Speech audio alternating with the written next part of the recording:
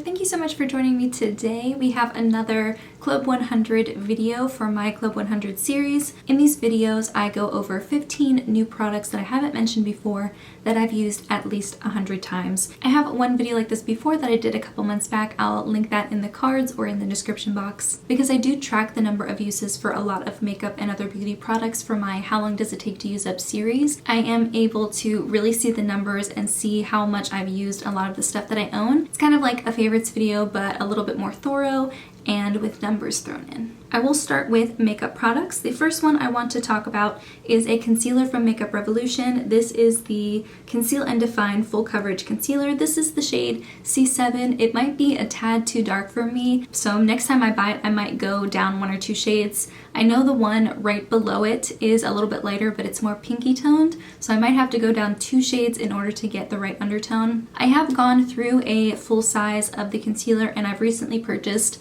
the super size version of it. It's a little bit cheaper per ounce, and this is definitely something I've used over 100 times. I think it's a really nice concealer. It has decent coverage, it's not drying, it's not super sticky or gloppy, it blends really nicely, it looks great with the rest of my makeup, and it's just a product that I really enjoy, and I think this full size was like $10. And in this you get 0.45 ounces or 13 grams, so that's a pretty good deal for a concealer, and this is definitely something I could see myself repurchasing if I use this giant thing up. Another makeup product is from Anastasia Beverly Hills. It's the Brow Pomade in the shade Taupe.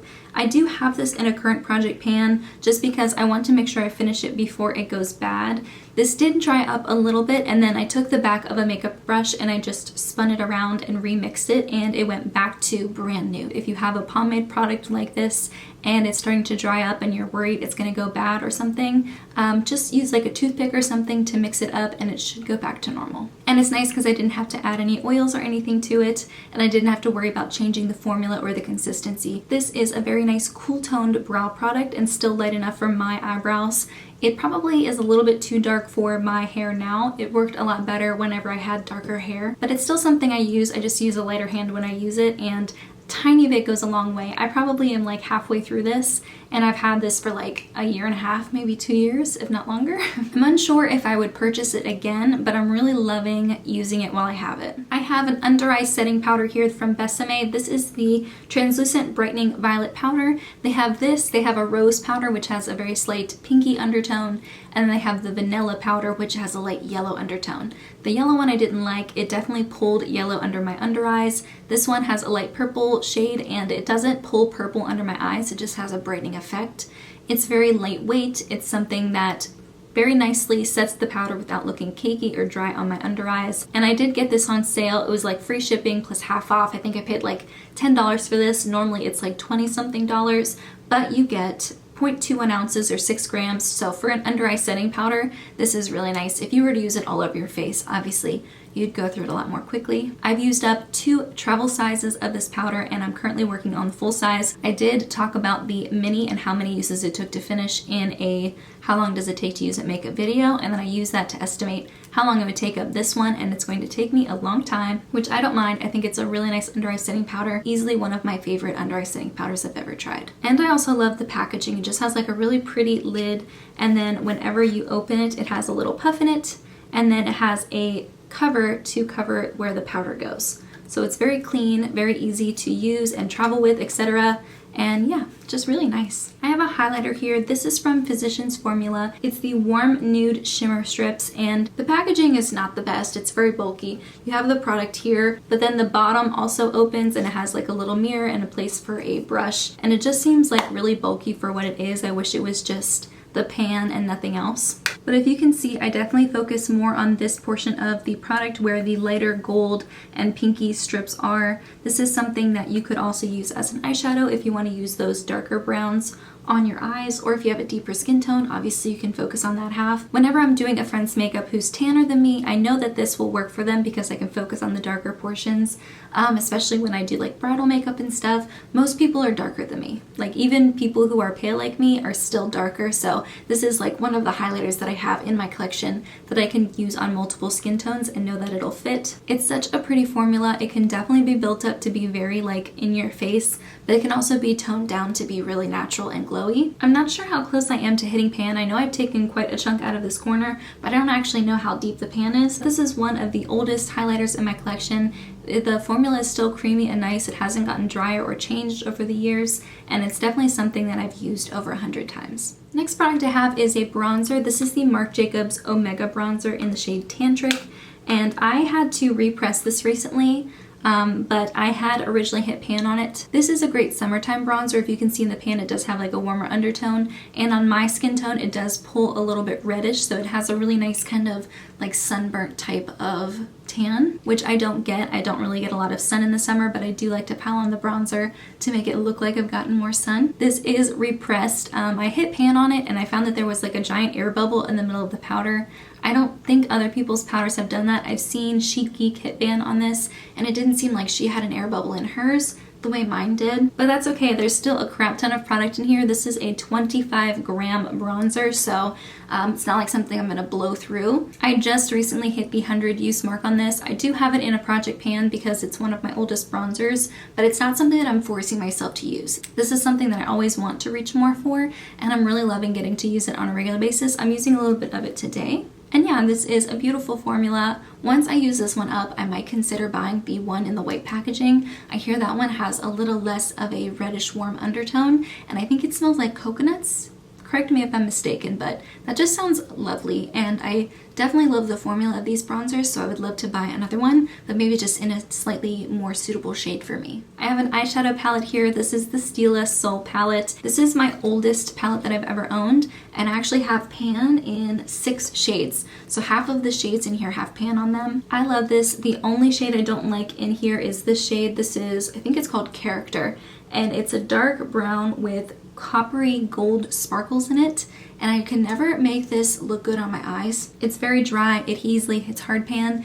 It's the dud in the palette, but everything else works really nicely. I love the different undertones in crease shades. I love the different tones in all over the lid shimmer shades. These aren't glittery shades, they're definitely a very sophisticated shimmer, and I love the different undertones, the burgundy, the grays, the golds, the taupes, the darker purpley burgundies. This is a treasured palette in my collection. I really do love this, and if they ever discontinue it, my heart is going to be broken. I have 2 lip products here. The first one is the Campari Lip Love. I think this is also called the Campari Lip Glossy. I've used up a tube of this before, and now I'm on my second one.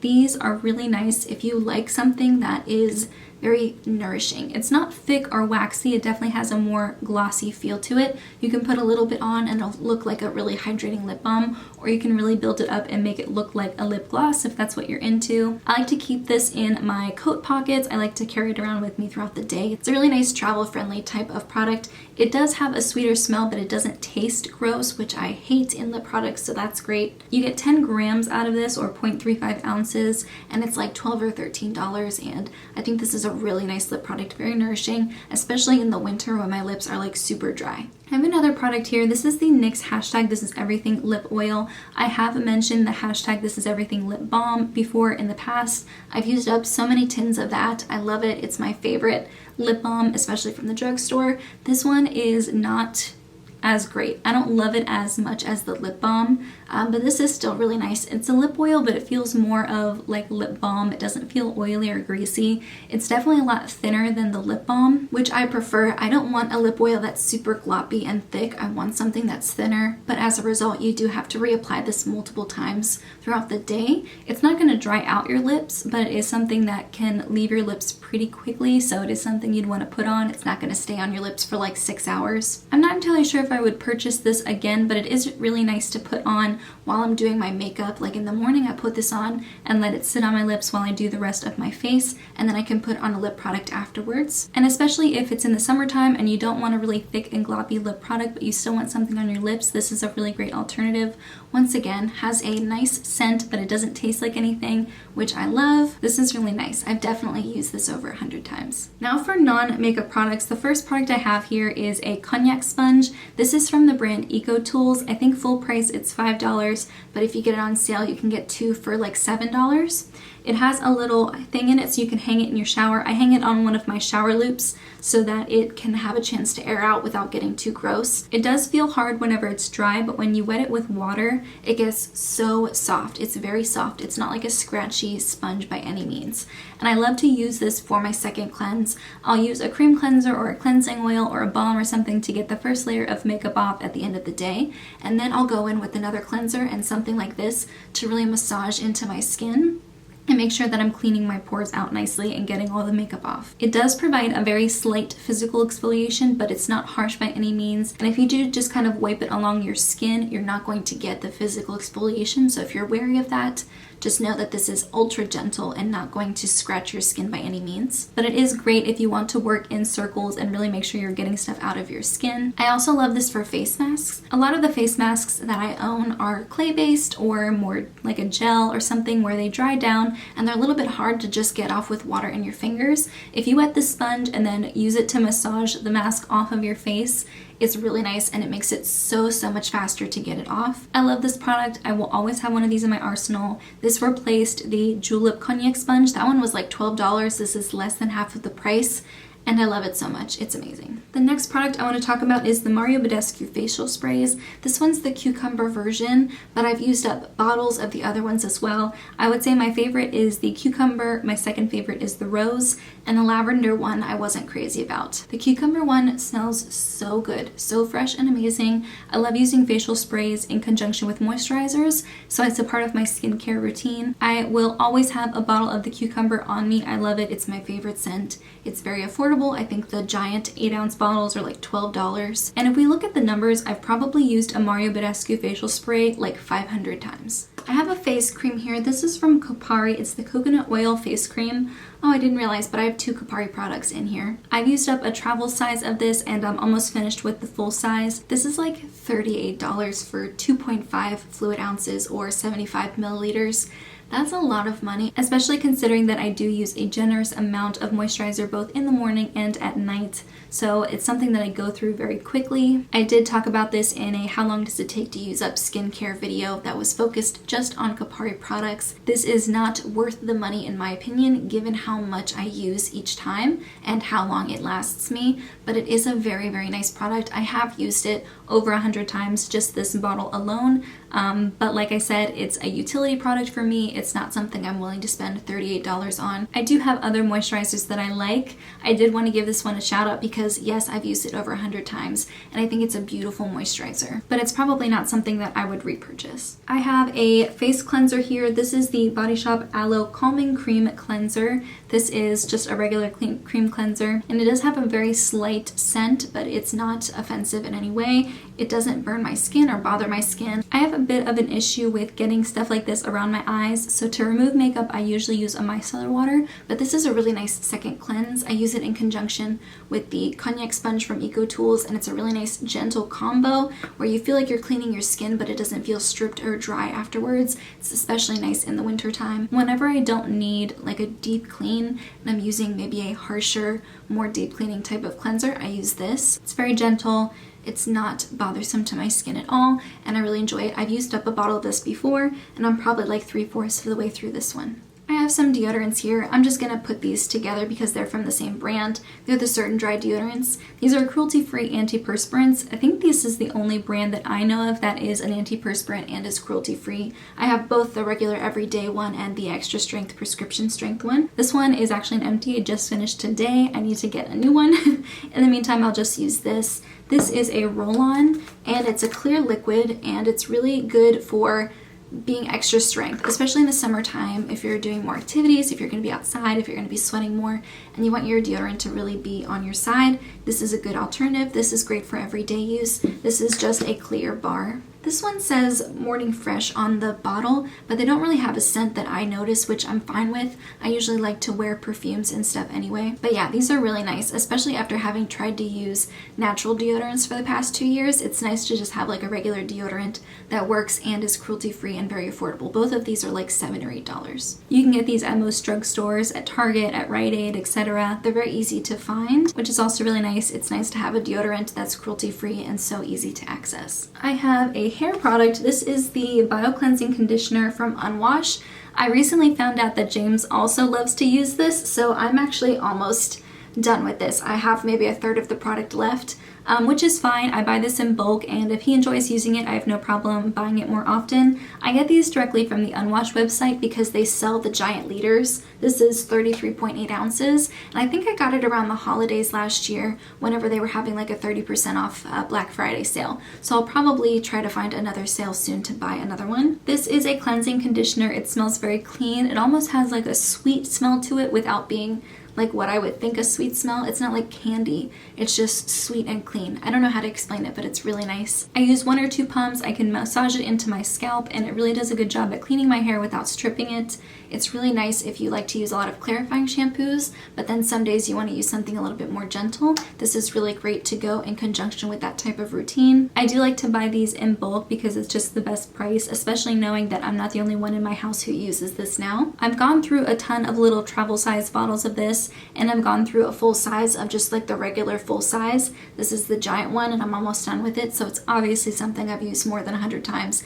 And James has probably also used it 100 times as well. And my last product is from Dr. Bronner's. I'm counting both the liquid version and the bar soap version in this, but I've probably used each of them 100 times. The first one is the bar soap. I have the tea tree oil one, but I've used up an almond one as well. And I use these for my sponges. They're really nice. They take forever to use up. And then I use the liquid for washing my brushes. I take a little bowl of warm water and I put maybe like a tablespoon of this in there to dilute it. And it works really nicely for brushes and sponges. It gets all of the stains out. It doesn't leave a scent behind. It smells really nice as you're washing it, but when it dries, it doesn't smell like anything. So it's nice if you use your makeup brushes on other people, like if you're a makeup artist and stuff. It cleans my brushes without drying them out. It doesn't take forever to get the soap out. It rinses out pretty quickly, so I'm not wasting a bunch of water. The bars are like $5. They last me, I think, like 8 to 12 months, and that's to wash my sponges all year round. And then this one I've actually had for more than a year. I've probably had it for 2 years now. It was probably $20 for the full size, but because I dilute it, I use so little of it each time. So these are a really great deal. They keep all of my brushes and sponges clean, but for really cheap, and I'm using good ingredients that don't dry out my brushes. I know you can use this for a ton of other things. It lists it all throughout the bottle on the label, like the hundreds of other ways that you can use it, but I really just use it for my brushes. And this is the almond scent. That's my favorite one. So those are the next 15 products that I am initiating into my Club 100. Let me know if there's anything in your collection that you know you have used over 100 times, or if you do a video like this, please let me know. I'd love to come over and watch it. I know Chic Geek did a video like this a while ago. I'll link her video in the description box. But in the meantime, that's everything I have. Thank you so much for joining me, and I'll see you in my next video. Bye guys!